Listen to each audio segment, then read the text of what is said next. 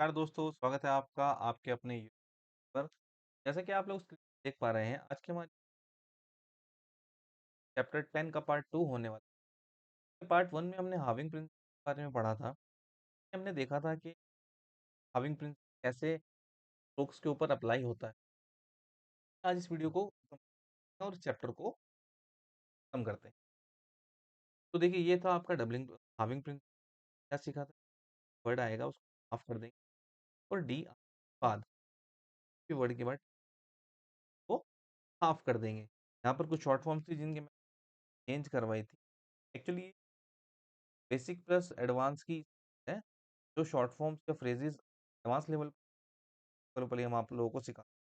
जैसे दैट हम ऐसे बनाएंगे, विद को ऐसे बनाएंगे, अबव द लाइन ये आपके सेम नहीं होंगे और आउटलाइन। तो कल हमने कर लिया था यहाँ तक। आज हम इनके बारे में देखेंगे। हमें क्या करना है अब यहाँ पर? तो हमने क्या देखा था, देखो वर्ड में हमने क्या देखा कि सिंगल स्ट्रोक्स थे। सिंगल स्ट्रोक्स के बाद टी तो हमने हाफ कर दिया। सेम यही बात यहाँ पर भी है। मतलब कॉन्सेप्ट इस चैप्टर का इस भी किसी कॉन्सोनेंट के ई या डी की साउंड आएगी, हम उसको आधा कर दें।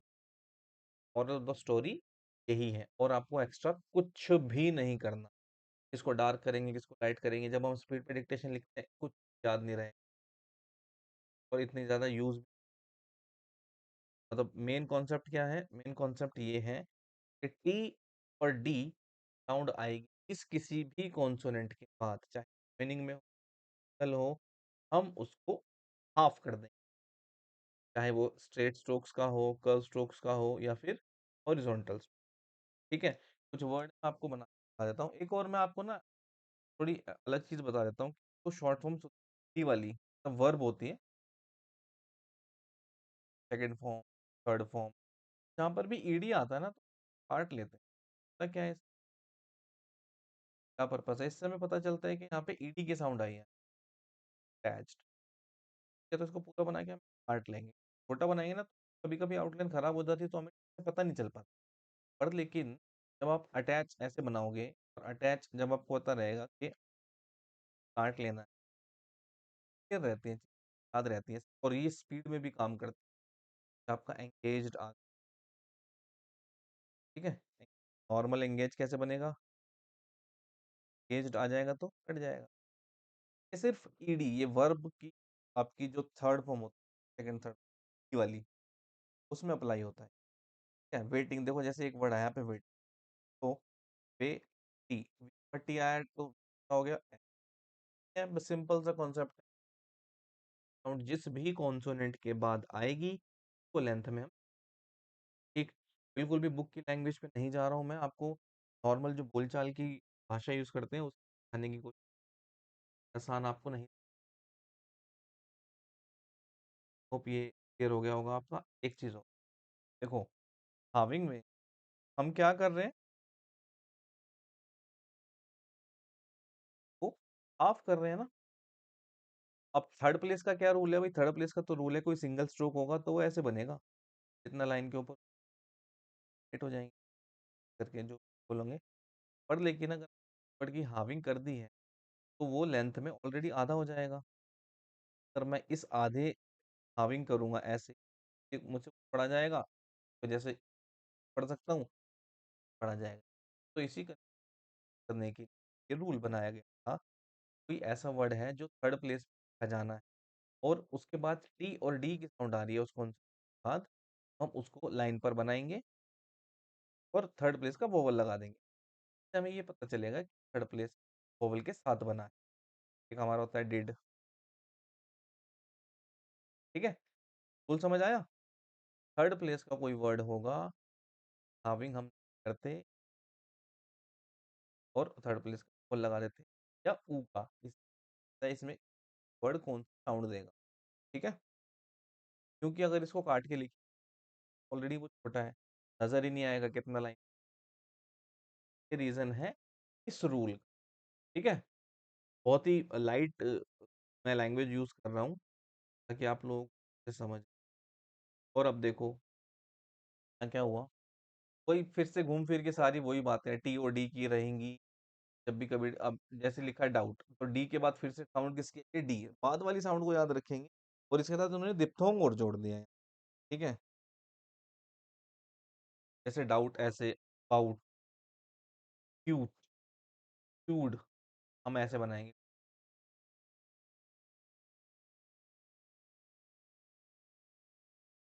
आपका।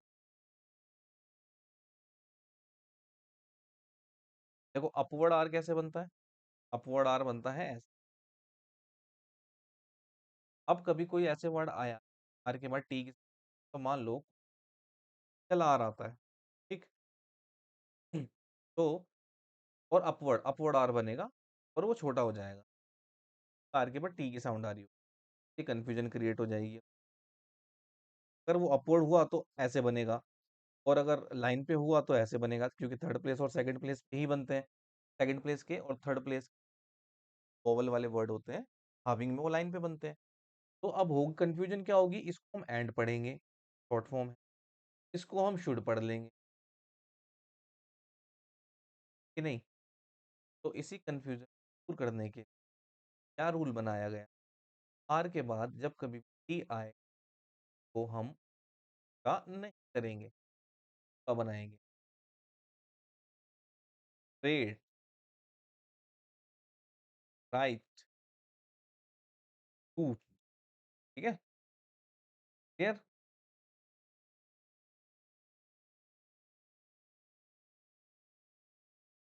है ना। और फिर कुछ ऐसे वर्ड होते हैं जहाँ पर हाविंग करने के बाद उसकी प्रॉपर लेंथ ना दिखे, तब भी उनको पूरा बनाते हैं, जैसे फैक्ट हो गया, फैक्ट हो गया आपका, लाइक्ड हो गया। अब लाइक्ड में क्या है, ए के बाद डी की आवाज आ रही है, तो मैं बनाऊं अगर, तो हम क्या पढ़ेंगे, एफ के बाद के आ रहा है और के छोटा हो जाएगा, इसको हम कुछ पढ़ सकते हैं, ये पढ़ा जाएगा। यहाँ पर हाविंग करने के बाद स्ट्रोक्स की लेंथ आधी करने के बाद कुछ को ठीक से ना पढ़ा जाए तो लिखते हैं। और एक है यहाँ पर टी और डी के बाद कोई वॉवल आ रहा होगा, तभी उस, जैसे देखो पीटी, यहाँ पर वो है वाई का, ये वाई का वोवल दिखा, यहाँ पर वाई का वोवल दिखा, ओ का वोवल दिखा है, विंड, ओ विंडो, एम्प, टी, वाई का वोवल, इन, टोरंटो वोवल दिखाना है हमें, इसलिए टीओडी को पूरा बनाएंगे, काटेंगे नहीं। अब ये इतने सारे रूल देख के ना आप लोग कंफ्यूज मत हो ना, कि कौन सा रूल है भाई, हमें कैसे याद रहेगा सर कि रूल कब आया है, बिल्कुल भी आसान रूल है। स्पीड पर डिक्टेशन लिखोगे ना, तो आपको ये याद होते रहेंगे साथ साथ, तो अलग से कुछ एफर्ट नहीं लगा, साथ साथ याद। तो बस ये रहा आपका हाविंग प्रिंसिपल, खत्म हो जाता है। देन फिर बचा है आपका एल, डाउनवर्ड एल, हम कल कवर करेंगे। आज इसको कवर करने लगे बड़ा हो जाएगा और कंफ्यूजन क्रिएट हो जाएगी, एक साथ आप लोगों को याद भी नहीं। ठीक, हम कल कहाँ से स्टार्ट करेंगे, आज का वर्क है एक्सरसाइज 54। आज हमने